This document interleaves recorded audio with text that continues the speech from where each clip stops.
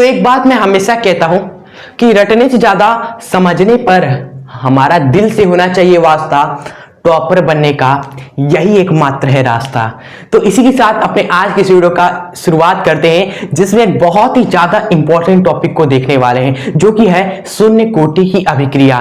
ठीक है, ओके। हमने आपसे कहा ना, चैप्टर नंबर 3 केमिस्ट्री क्लास 12 में सबसे ज्यादा इंपॉर्टेंट यही सब चीजें हैं, कोटि, शून्य कोटि, प्रथम कोटि, जिसको आपको अच्छे तरीके से समझना है, ना ही रट्टा लगाना है। स्टूडेंट्स, आपने मेरी कितनी वीडियोस देखी होगी, मैंने हमेशा हर एक टॉपिक को आपको समझाया है इस तरीके से कि आप एग्जाम में खुद से लिख पाए। केमिस्ट्री की यही तो खूबसूरती है कि ये वो नहीं कहता कि आपने जो किताब में लिखा है वही आके एग्जाम में लिख दो। ये कहता है कि आपने जो समझा है वो बस सही सही लिख दो, बस नंबर पक्के। जो समझा रहता है ना वो कॉपी भर के आता है, जो केवल रटा रहता है ना, जो किताब में 2 लाइन लिखा वही लिख कर आता है। आप समझ चुके हो। तो अपने आज की इस वीडियो में चलिए बिना आपका समय बर्बाद किए आज इस वीडियो को स्टार्ट कर देते हैं, जिसमें हम देखने वाले शून्य कोटि की अभिक्रिया में वेग स्थिरांक का व्यंजक कई बार पूछा गया है, और इस तरीके से भी आ सकता है आपके एग्जाम में कि शून्य कोटि की अभिक्रिया का समीकरण क्या है, वेग स्थिरांक का व्यंजक क्या है। आपको टेंशन ही नहीं लेना है भाई, समीकरण व्यंजक बात एक ही है। वेग स्थिरांक का व्यंजक पीछो या फिर इस शून्य कोटि अभिक्रिया का समीकरण पीछो, स्टूडेंट्स टेंशन नहीं, सब कुछ आपका सेम ही है। क्लियर? आज इस वीडियो में चलिए सबको बारी बारी समझते हैं। सबसे पहले तो शून्य कोटि की अभिक्रिया किसे कहते हैं, यहां से आपका शुरुआत हो चुका है, पूरा फोकस के साथ देखिएगा। व्हाट इज शून्य कोटि की अभिक्रिया, समझिए। सबसे पहले हमने कोटि को समझा था, कोटि को समझा था। कोटि कब आती है स्टूडेंट, जब हम अभिक्रिया का वेग लिखते हैं। कोटि कब आती है, जब अभिक्रिया का वेग लिखते हैं। तो कोई अभिक्रिया हम ले लेते हैं, जैसे उदाहरण के लिए हमने ले लिया एक अभिक्रिया, उदाहरण के लिए एक अभिक्रिया ले लिया, मान लो ए से आपका बन रहा है बी। क्लियर?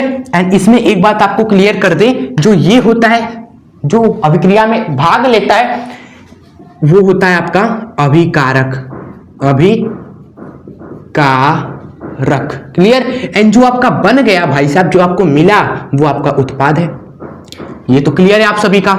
ठीक है, अगर मैं आपसे पूछूं कि इस अभिक्रिया का वेग क्या है, इस अभिक्रिया का वेग आप सभी बताइए क्या है, तो इस अभिक्रिया का वेग, वेग नियम से हम लिख सकते हैं कि इस अभिक्रिया का वेग निर्भर किस पे करेगा। ये वेग नियम हमें बताता है अभिकारक की सांद्रता पर अभिक्रिया का वेग निर्भर करता है। तो अभिकारक है आपका ए, तो इसकी सांद्रता पर ये वेग आपका निर्भर करेगा, और घात जो होगी वो हम मान लेते हैं घात क्या है, एन है, ये फिक्स नहीं होता है। ठीक है, चलिए, तो ये हो गया वेग।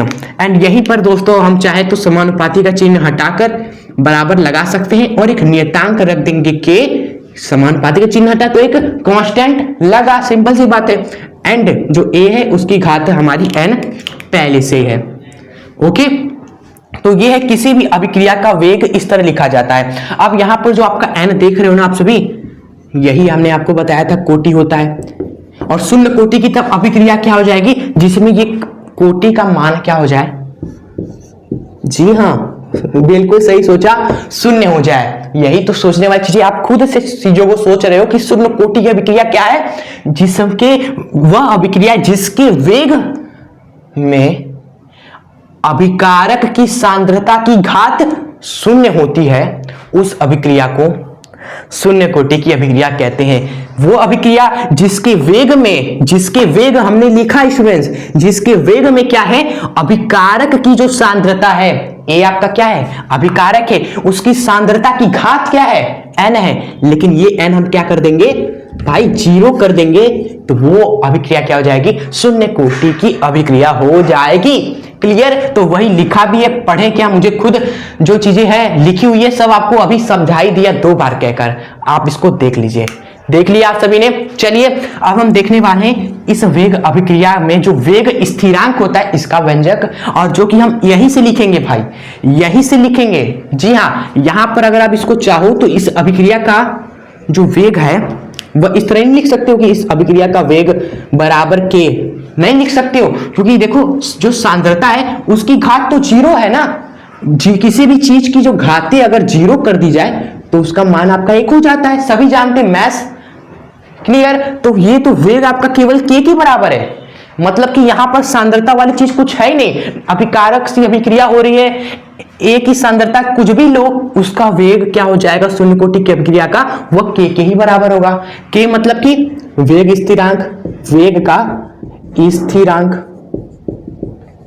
हाँ, इसी कारण इस अभिक्रिया को हम इस तरह से भी कह सकते हैं कि वह अभिक्रिया जो अभिकारक की सांद्रता पर निर्भर ही नहीं करती।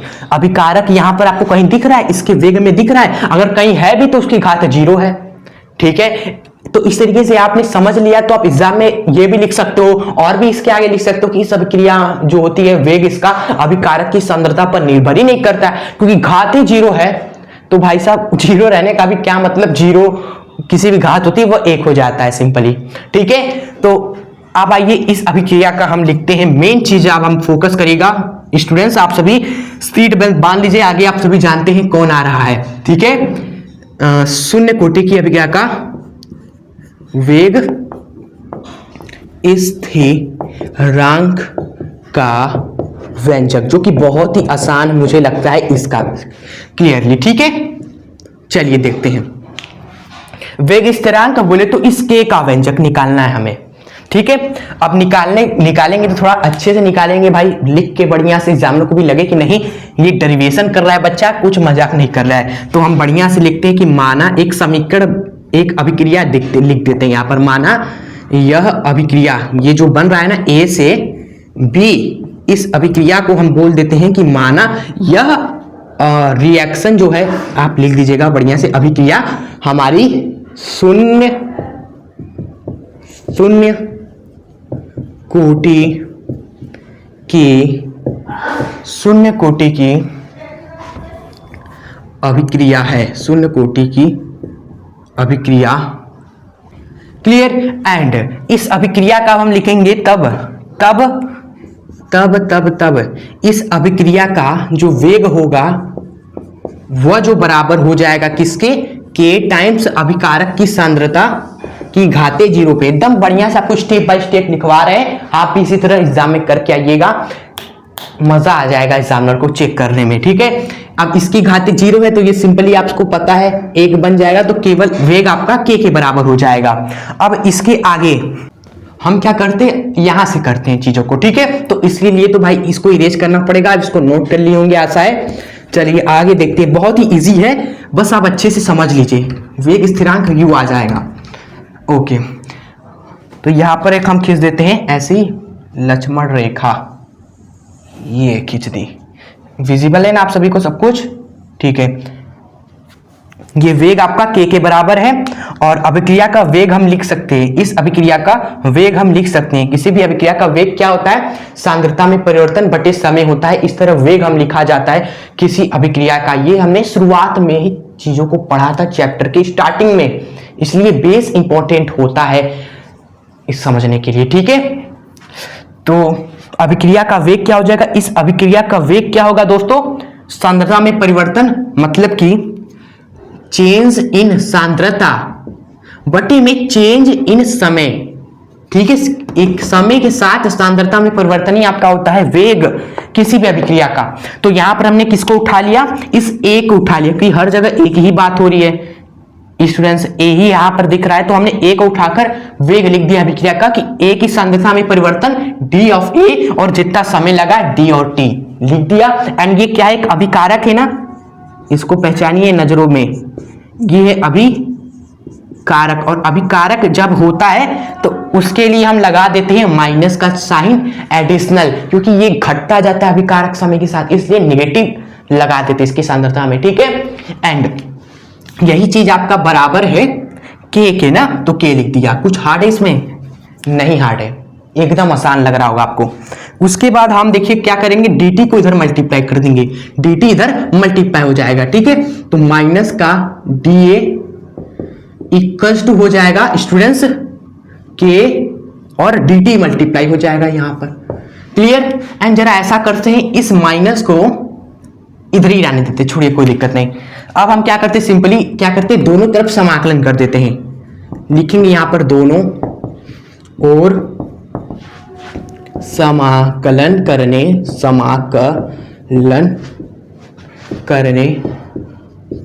पर।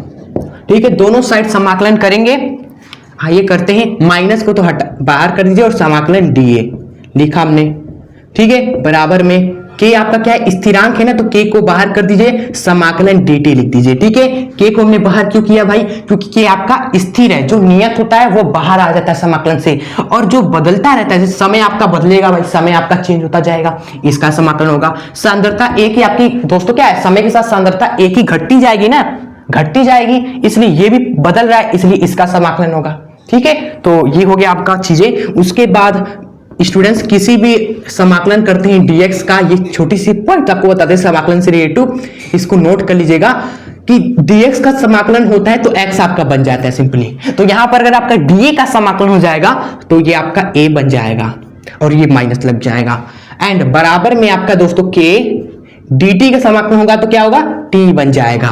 एंड समाकलन में एक आप एडिशनली एक नियतांक लगाते हैं, समाकलन करने के बाद एक कांस्टेंट लगाते हैं जिसको बोलते हैं हम समाकलन नियतांक, समाकलन नियतांक। ये मैथ्स में समाकलन में आप पढ़ोगे जरूर, अगर आप मैथ के स्टूडेंट्स हो, समाकलन करने पर दोनों तरफ क्या करते हैं, कहीं पर भी एक नियतांक लगा देते हैं, चाहे आप यहां पर कांस्टेंट लगा दो, चाहे यहां पर लगा दो, कहीं पर भी आप एक नियतांक लगा दो, ठीक है। और इस नियतांक का मान हमें निकालना चाहिए दोस्तों, निकालना पड़ेगा ही, तभी यह समीकरण आपका पूरा होगा। समीकरण आ चुका है, बस इस समीकरण को पूरा करना है, क्योंकि यहां पर सी आपका समाकलन नियतांक है, इसका मान हमें नहीं पता, तो कैसे निकालेंगे, इस t को हम क्या करेंगे, जीरो रखेंगे, t बराबर जीरो पर, जैसा ही t जीरो रखेंगे तो ये आपका जीरो हो जाएगा, तो c का मान आपको मिल जाएगा, ठीक है। बस हमें ये पता करना है कि जब समय आपका जीरो होगा तो a की सांद्रता यहां पर क्या होगी, कितना होगा,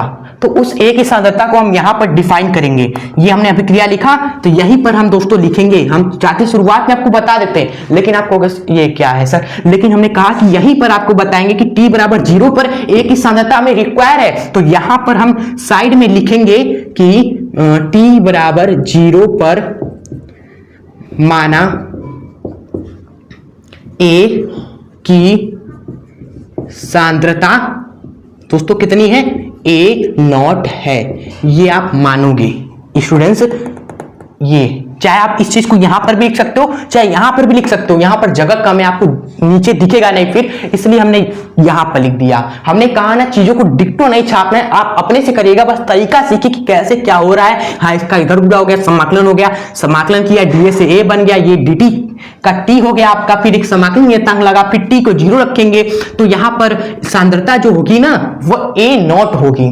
तो कई लोग कहते हैं ना ये सांद्रता जीरो हो जाएगी, भाई जीरो कैसे होगी यार, अभिकारक की सांद्रता शुरुआत में जीरो थोड़ी ना होती है, जब अभिक्रिया प्रारंभ होती है तो अभिकारक की सांद्रता जीरो नहीं होती, वह कुछ होती है जीरो, तब क्या होता है, अब उत्पाद जीरो होता है, क्योंकि शुरुआत हुआ अभी अभिक्रिया का, तो उत्पाद अभी शुरुआत में थोड़ी ना बनेगा, कुछ समय बाद उत्पाद बनेगा, तो अभिकारक घटेगा। इस तरीके से ये अभिकारक है मजे का जितना भी है कुछ, और यहां पर है उत्पाद जो कि जीरो है, धीरे धीरे ये घटेगा, धीरे धीरे धीरे ये बढ़ेगा, ठीक है। चलिए, तो t बराबर जीरो पर जो सांद्रता है आपकी a नॉट हो जाएगी, एंड बराबर में आप एंड t बराबर जीरो पर kt आपका जीरो प्लस का c, तो यहां से आपको दोस्तों c का मान दिख रहा होगा भाई, c बराबर किसके हो गया, माइनस के a नॉट के, c किसके बराबर, माइनस का a नॉट के, तो यहां से c बराबर हो जाएगा माइनस का a नॉट। बस इसी को दोस्तों यहां पर रख देना है, ठीक है। तो इसको मान लीजिए समीकरण नंबर 2, इसको मान लीजिए 1, तो आप लिखेंगे आगे कि समीकरण 1 में 2 का मान रखने पर, फिर आपका समाप्त डेरिवेशन व्यंजक आ चुका है आपके सामने, पुट कर दीजिए आप सभी, ठीक है।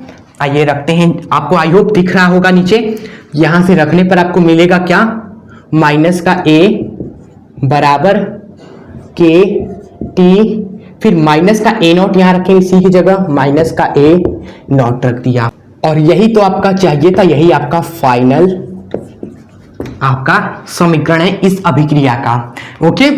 इसी चीज को हम थोड़ा ऊपर लिख देते हैं, मुझे लग रहा है कि शायद आपको नहीं दिख रहा हो, और इसको और बढ़िया से लिखते हैं, देख रहे हो यहां पर माइनस है, यहां पर माइनस है, अच्छा नहीं लग रहा है मुझे समीकरण, तो इसको प्लस कैसे बनाएंगे, इधर लेते आएंगे, इसको प्लस कैसे बनाएंगे, इसको उधर लेते जाएंगे, ठीक है। तो आपका देखिए a नॉट को इधर लेते आया, बराबर में kt और a को हमने उधर लेते आया तो प्लस का a हो गया आपका। ठीक है, क्लियर। चलिए, तो यही आपका फाइनल समीकरण था, हमें निकालना था जो हमसे बोला गया था, और ये बहुत ही इंपॉर्टेंट डेरिवेशन था।